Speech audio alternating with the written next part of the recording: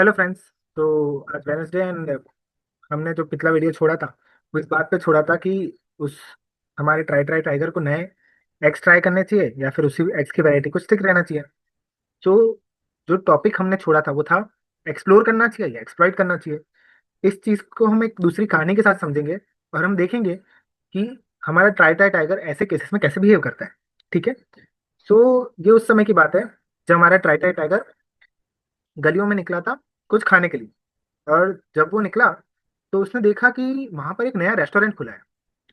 तो अब उसके दिमाग में सवाल आया कि क्या मैं उसी रेस्टोरेंट में खाना खाऊं जो जहां मैं आज तक खाता था, या फिर नया रेस्टोरेंट ट्राई करूं।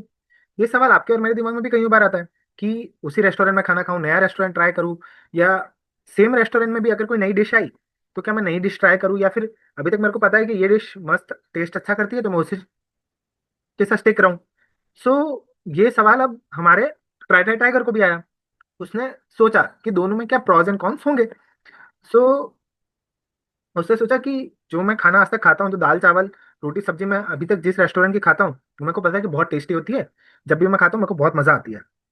बट अगर मैं वही खाना खाता रहा तो एक समय के बाद बोर हो जाऊंगा। तो हमारे साथ भी होता है कि अगर हम कोई चीज सेम चीज रोज कर रहे हैं, शुरुआत में तो हमको बहुत अच्छी लगती है, बट एक समय के बाद हम उससे बोर हो जाते हैं ना। सो उसको डाउट था कि ऐसा ही अगर मैं करता रहा तो एक समय के बाद मैं बोर हो सकता हूँ। बट दूसरी तरफ अगर मैं नया रेस्टोरेंट ट्राई करता हूँ तो उसका भी कुछ नक्की नहीं है।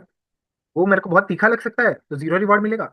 अगर ठीक ठाक लगा, ऐसा टेस्ट में मजा मजा नहीं आ रहा, जैसे मैंने कई बार इटालियन रेस्टोरेंट या फिर चाइनीज रेस्टोरेंट ट्राई करे, तो कुछ रेस्टोरेंट ऐसा करते हैं कि मसाले बहुत कम डालते हैं तो उसको खाना एकदम ब्लैंड खाना लगता है, मजा नहीं आती, तो रिवॉर्ड कम मिलता है।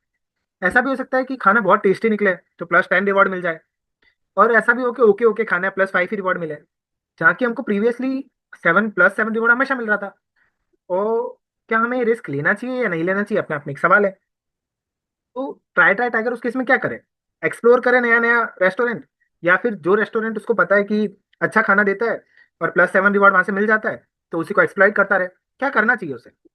ऐसी ही प्रॉब्लम हमारी लाइफ में भी काफी आती है कि हम अगर किसी रूट से, हम सपोज करो यहाँ पर है, ए लोकेशन पर है और हमको बी पर जाना है, तो ए से बी जाने के काफी सारे रास्ते होते हैं। वन रास्ता होता है, रास्ता टू होता है, और ऐसे बहुत सारे रास्ते होते हैं। और जब हम शुरुआत में ड्राइव करना चालू करते हैं हमें नहीं पता कि शॉर्टेस्ट रास्ता कौन सा है। वन भी शॉर्टेस्ट हो सकता है, टू भी हो सकता है और थ्री भी हो सकता है।